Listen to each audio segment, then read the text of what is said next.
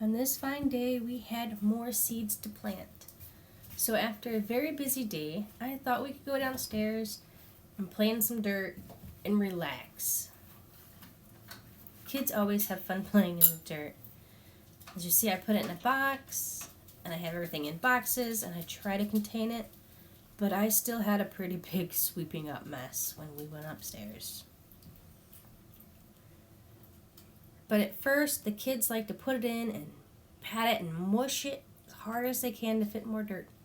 And I tell them that they have to dump it out because this is not making a sandcastle. You need the dirt nice and air and light and fluffy for the seeds and the roots. After one or two times, they figure it out. But it is still wet dirt. So, of course, it's fun. Madison's all about it. She loves coming downstairs every night with me, watering the plants, looking them over. If they have their true leaves, we take them off of the Grower Solution heat mats, which if you'd like, there's a link down below.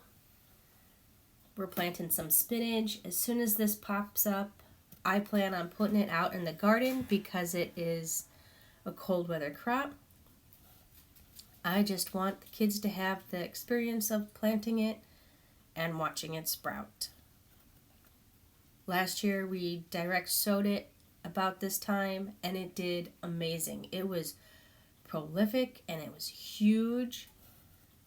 Every time we make chicken soup, I take a 1 cup or a half a cup, depending on what size chicken soup I'm making, of spinach. So we blanch our spinach, and then I take it and I shove it into a 1 cup or a half cup. I do both. And I squeeze out all the water, and then I flip it upside down onto a cookie sheet. And then I put that cookie sheet in the freezer. And there it sits for 2 days. And then I take it out and I put it in a baggie marked spinach.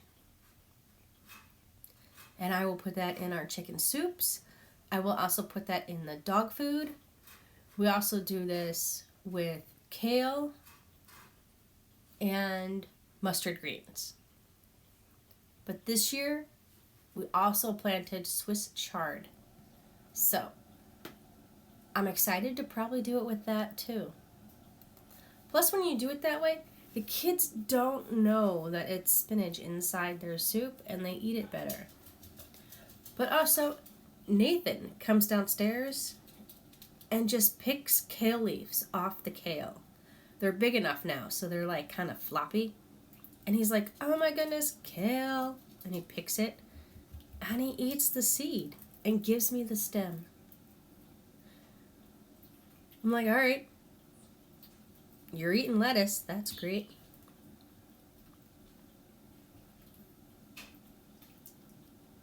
Madison takes like 4 seeds at a time and tries to sprinkle them out, but then she ends up placing them. Nathan literally takes a pinch and mushes them. With both kids, we end up with quite a few plants in these buckets. These are the strawberry bins. When I got that really good deal for 89 cents on strawberries, and I bought like 12, these are those bins. They worked out pretty good. So I thought I'd use the rest of them. For these seeds. But we do take the seeds out of here and put them up into bigger ones. We do move them over and pot them up. So I will show you that later. The kids have fun doing it. Madison enjoyed doing it. She was my helper doing it last year. Nathan didn't want to pot up anything. He just wanted to plant. So this year is his new experience on potting up. I think he did pretty good.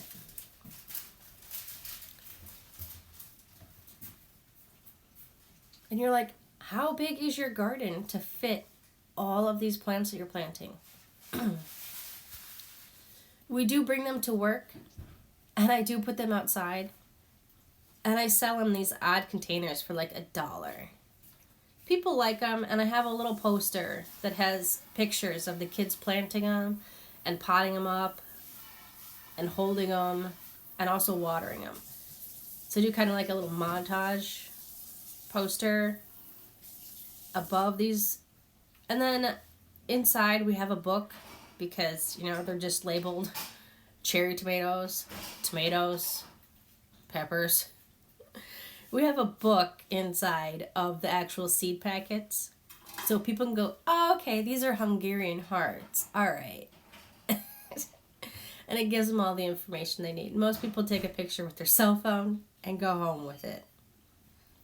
They're like, oh, that is so cute that the kids actually did it. And then whatever money that we make goes back into the kids' savings account. So they did pretty good last year with it. And some people are like, oh, that is so cute. And then, of course, we have videos because we all have cell phones and everybody takes videos nowadays.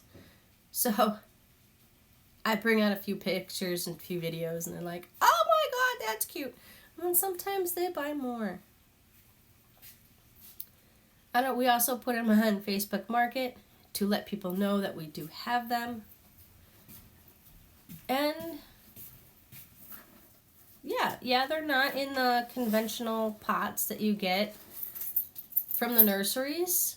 But you know, they're made with love and enthusiasticness. So I think people enjoy it. It's actually made by somebody who cares. And not probably by a machine that just drops it in and shakes it a bit and waters it.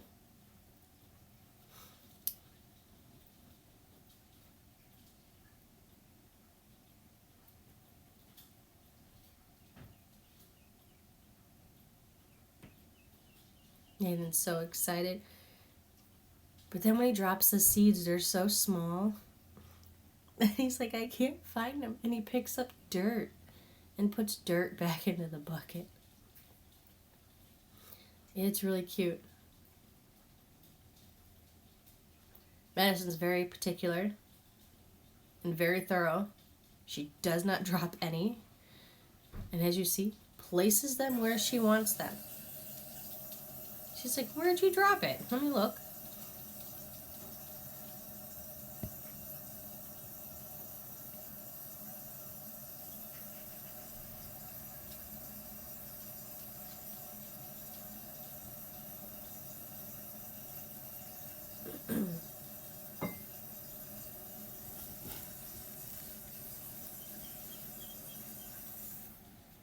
They do enjoy sitting down and playing in the dirt, and I think learning about something new, because every time we plant something, I give them facts about what we're planting. Like right now we're planting leeks, and I told them that it's like an onion and garlic had a baby. And Madison's like, I don't like onions. And I'm like, I know, but you like garlic, right? She's like, yeah. I was like, okay, great. Well, Mommy and Daddy had a baby and they had you, so this is onion and garlic and they had a baby. She's like, I'd probably like it. I'm like, you probably would. We'll put it in some stews and I'll saute it up and we'll see how it goes. And I tell them it's a shallot and how it grows, how it has multiple layers.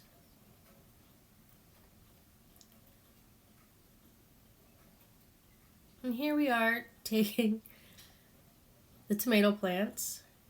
That we have like 9 tomato plants in each bucket. And we're potting them up.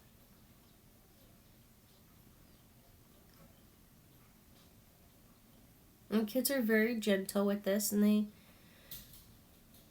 understand. And again, you have to explain to them that, you know, we put too many seeds in a pot and they need room to grow and they're going to get bigger.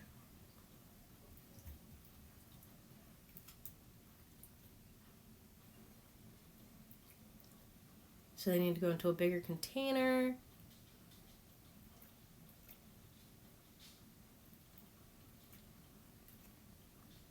And I think right now we're potting up our Hungarian hearts, and then we also have Roma tomatoes. But it's like a small little forest in there. It's actually pretty cute. Now, if they'd stay that size, it would look great. It's a small little condensed forest. Put some little moss on the bottom. But they need to be potted up.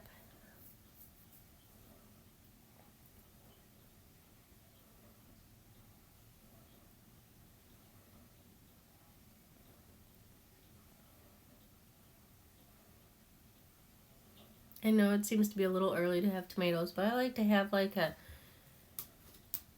2-foot tomato plant to start out there. If we plant the small ones, the squirrels and the bunnies just come and take them and eat them and destroy them. But if they're bigger, they seem to leave them alone, and my garden grows like a weed.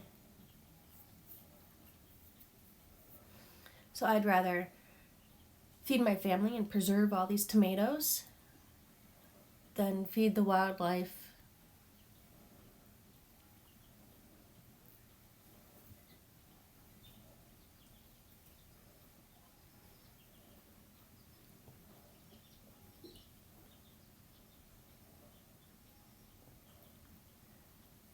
Last year we just made tomato sauce, and we've been enjoying tomato sauce in everything that we make, whether it's chili or spaghetti or pasta or mostaccioli, etc. The list goes on.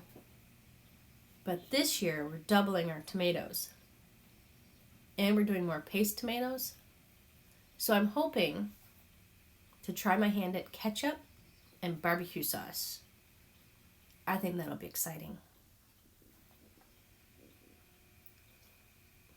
And she's so excited when she gets it. These are plants from last week on the heat mat. Look, they're already sprouted. These are our new ones. Again, these heat mats are from Growers Solution, and there is a little code in the description below. That's the kale Nathan loves to eat. Our lettuce is doing good. It's almost time for a trim. Then we have our cabbage, and we have celery. These are more tomatoes that will be planted up in the week to come. And my sweet potato. Yay! Gonna have sweet potatoes. They look a little sad now. Don't worry, we'll give them some water and they'll perk up and they'll be just fine by tomorrow. These are our peppers that we just took off the heat mat because they got their true leaves. And of course, when you have a busy day, Nathan was taking a shower and Madison just fell right asleep and did not make it to shower time. But she got a ride upstairs.